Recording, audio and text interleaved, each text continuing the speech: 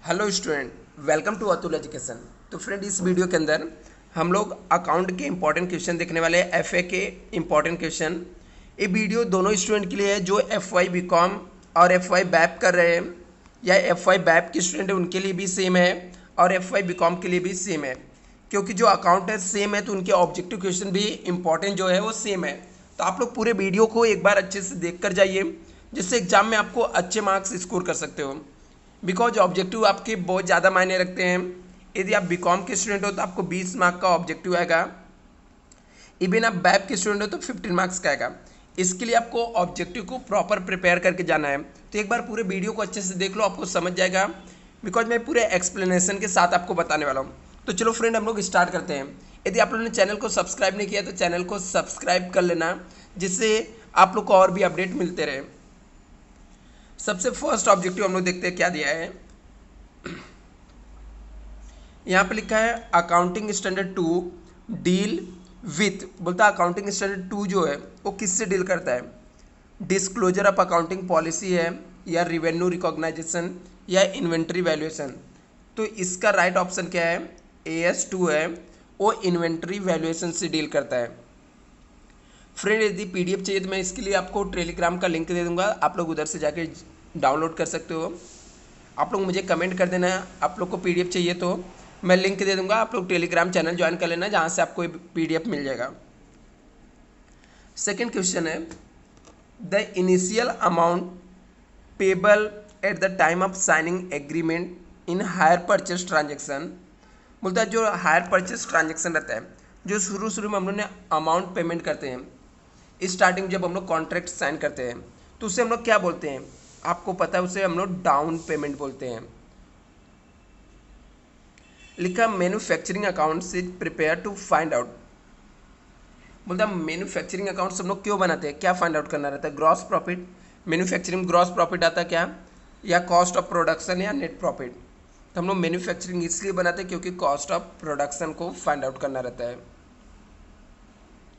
Next यहाँ पे लिखा in departmental accounting office rent is allocated on the basis of dash of each department. बोलता है जो ऑफिस का रेंट होता है उसको कौन से बेस पे हम लोग डिवाइड करते हैं डिपार्टमेंटल अकाउंट में। तो हम लोग कैसे डिवाइड करते हैं, एरिया वाइज डिवाइड करते हैं।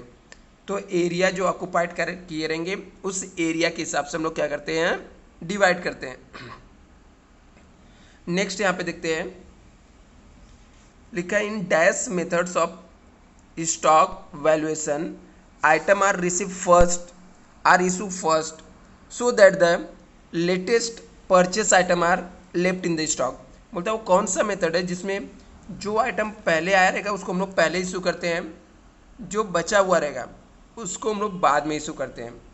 वो कौन सा मेथड है, उस मेथड का नाम है फीफो मेथड। कौन से मेथड में हम लोग ऐसा करते हैं, फीफो मेथड्स के अंदर हम लोग ऐसा करते हैं, जो आइटम पहले आया रहता है उसको पहले इशू करते हैं, और जो लास्ट में आया हुआ रहता है, परचेस किए रहते हैं, वो हमारा लेटेस्ट आइटम क्या रहता है, स्टॉक में पड़ा हुआ रहता है।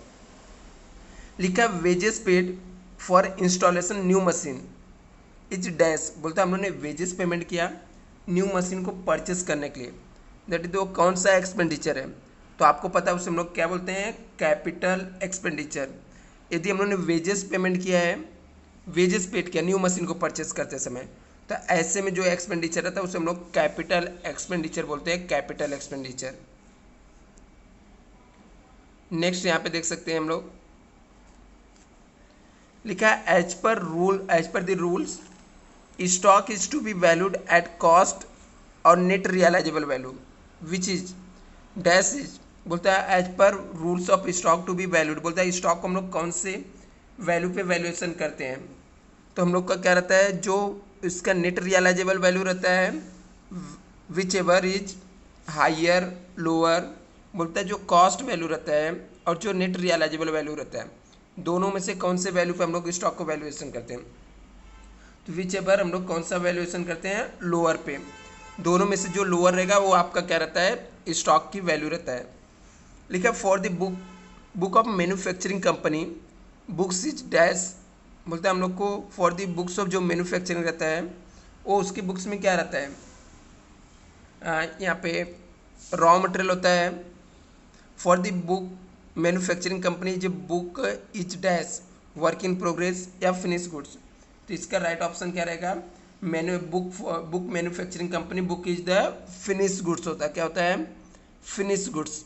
तो इसका राइट ऑप्शन रहेगा फिनिश गुड्स का। आगे लिखा है the person who sell goods on hire purchase basis is called, बोलता है जो पर्सन गुड्स को हायर परचेस बेसिस पे सोल्ड करता है उसे हम लोग क्या बोलते हैं, हायर परचेसर बोलते हैं या हायर वेंडर बोलते हैं या कंसाइनर। तो उसे हम लोग हायर वेंडर बोलते हैं। नेक्स्ट यहाँ पे dash is the show the finalise the position of the company at the end of the year. बोलता क्या फाइनलाइज जो कंडीशन रहता है शो करता है कंपनी का। तो कंपनी का जो फाइनेंशियल पोजीशन रहता है, फाइनेंशियल पोजीशन, वो आपका बैलेंस शीट शो करता है। बैलेंस शीट आपको बताता है कंपनी का फाइनेंशियल पोजीशन। नेक्स्ट यहाँ पे देख सकते हैं लिखा है in case manufacturer sale of scrap appear on the credit side of account. बोलता है इन केस ऑफ मैन्युफैक्चरर, कोई मैन्युफैक्चरर है वो सेल कर रहा है स्क्रैप वैल्यू को, तो उसमें वो कौन से अकाउंट कौन से साइड शो करेगा, क्रेडिट साइड में, किसके क्रेडिट साइड में आएगा। तो जो स्क्रैप होता है वो कहाँ पे निकलता है, मैन्युफैक्चरिंग में निकलता है, जहाँ पे मैन्युफैक्चर होता है। तो कहाँ पे आएगा, मैन्युफैक्चरिंग अकाउंट्स के क्रेडिट साइड में आएगा। तो यहाँ पे in case of manufacturer sale the scrap appear in credit side, कहाँ पे आएगा, क्रेडिट साइड में आएगा। कहाँ पे, मैन्युफैक्चरिंग अकाउंट के क्रेडिट साइड में आएगा। Use under credit purchase method of hire purchase system depreciation on assets is to be charged for the first year on किस पे, फुल कैश प्राइस पे रहेगा या फिर हम लोग को फुल, इसका राइट ऑप्शन क्या आएगा, फुल कैश प्राइस पे आ जाएगा। तो हमारा राइट ऑप्शन क्या हो जाएगा, फुल कैश प्राइस, इसका क्या हो जाएगा, राइट ऑप्शन हो जाएगा। तो फ्रेंड नेक्स्ट हम लोग देखते हैं कि ट्रू फॉल्स में कौन से ट्रू और कौन से फॉल्स है। तो यहाँ पे आप लोग देख सकते हो पहला दिया है कि inventories which are held for sale in ordinary course of business are current assets. बोलता है ऐसा इन्वेंट्री जिसको हमने होल्ड करके रखा है बेचने के लिए, वो आपका करंट असेट्स होता है, ट्रू है, उसे हम लोग करंट असेट्स ही बोलते हैं। Second, as per AS 9 does not cover revenue arise from the government grant and subsidy. बोलता है जो AS 9 है उसके अंदर जो गवर्नमेंट से आपको ग्रांट मिला रहता है, सब्सिडी मिला रहता है, वो आपका जो रहता है वो आपका इसके अंदर इंक्लूड नहीं है, नॉट कवर दिया है। तो ये भी स्टेटमेंट क्या है, ट्रू है। थर्ड यहाँ पे देख सकते हैं क्या लिखा है, it is not necessary to disclose the changes in accounting policy. बोलता है हम लोग को जो अकाउंटिंग पॉलिसी के अंदर कुछ चेंजेस करते हैं उसको डिस्क्लोज करने की ज़रूरत नहीं है। ये बिल्कुल फॉल्स है, अपने को डिस्क्लोज करना पड़ता है। Revenue expenses are non recurring expenses. बोलता जो रिवेन्यू एक्सपेंस है वो नॉन रिकरिंग एक्सपेंस है। ये भी फॉल्स है क्योंकि ये रिकरिंग नेचर का होता है, बार बार हम लोग को करना पड़ता है। तो रिवेन्यू एक्सपेंसेस क्या रिकरिंग नेचर है, यहाँ पे लिखा है नॉन रिकरिंग, इसलिए क्या है, फॉल्स है। नेक्स्ट हम लोग देख सकते हैं the manufacturing account always show the debit balance. बोलता है मैन्युफैक्चरिंग अकाउंट जो रहता है हमेशा डेबिट बैलेंस शो करता है, क्या है, ट्रू है। आगे नेक्स्ट लिखा है departmental accounts are necessary for evaluating the departmental efficiently. बोलता है डिपार्टमेंटल अकाउंट आर नेसेसरी है इवैल्यूएट करने का डिपार्टमेंटल एफिशिएंसी। ये भी स्टेटमेंट क्या ट्रू है। Disclosure under AS 1 need not form the part of final account. बोलता है डिस्क्लोजर जो रहता है अंडर AS 1 के अंदर need not form the part of final account, final accounts का पार्ट्स नहीं है। ये भी स्टेटमेंट क्या है, फॉल्स है। लिखा है income receive in advance is show the asset side of the balance sheet. बोलता हम लोगों ने इनकम को एडवांस में लेके रखे हैं तो बैलेंस शीट के असेट साइड में शो करेगा। फॉल्स है और लायबिलिटी साइड में शो करेगा, ना कि असेट साइड में शो करेगा। तो ये क्या है, फॉल्स है। नेक्स्ट यहाँ पे hire purchase price, hire purchase price is the total of cash price and interest. बोलता है हायर परचेज प्राइस जो होता है वो टोटल होता है कैश प्राइस और इंटरेस्ट प्राइस का। ट्रू है।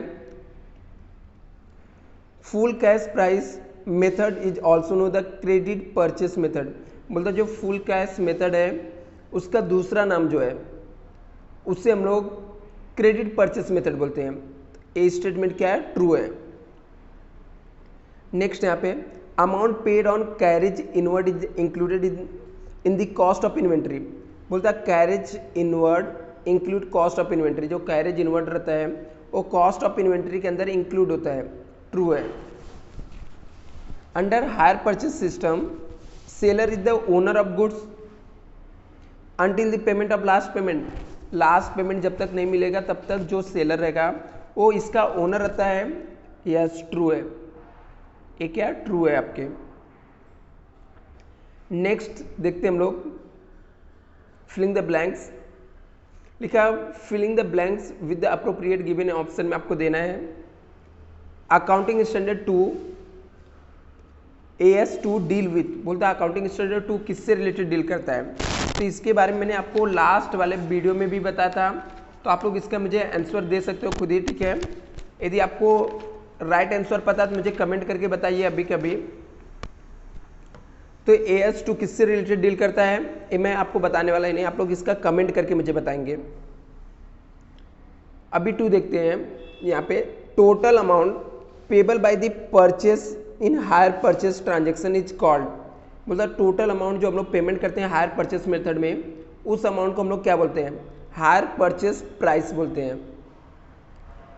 In manufacturing organisation manufacturing accounts is prepare to find out. बोलता है मैन्युफैक्चरिंग ऑर्गेनाइजेशन में मैन्युफैक्चरिंग अकाउंट्स इसलिए प्रिपेयर करते हैं फाइंड आउट करने के लिए। क्या फाइंड आउट करने के लिए, cost of production find out करने के लिए। सेम क्वेश्चन लास्ट वाले भी पेपर में था। लिखा in departmental account rent is the allocated on the basis of dash of the each department. Departmental account में रेंट को कौन से बेस पे डिवाइड करेंगे, एरिया वाइज डिवाइड करेंगे। ऑलरेडी मैंने एक्सप्लेन किया था। Income receive in advance is show in the dash side of the balance sheet. कौन से साइड में आता है, कहाँ पे शो होता है, इनकम रिसीव इन एडवांस कहाँ पे आएगा, बैलेंस शीट में आता है। Amount receive on issue of share, share issue करने पे जो अमाउंट रिसीव होता है वो आपका क्या होगा पूछ रहा है, तो कैपिटल रिसिप्ट होता है, कैपिटल रिसिप्ट होगा। शेयर डिबेंचर बॉन्ड्स बेच के जो पैसा आता है वो क्या होता है, कैपिटल रिसिप्ट होता है। 7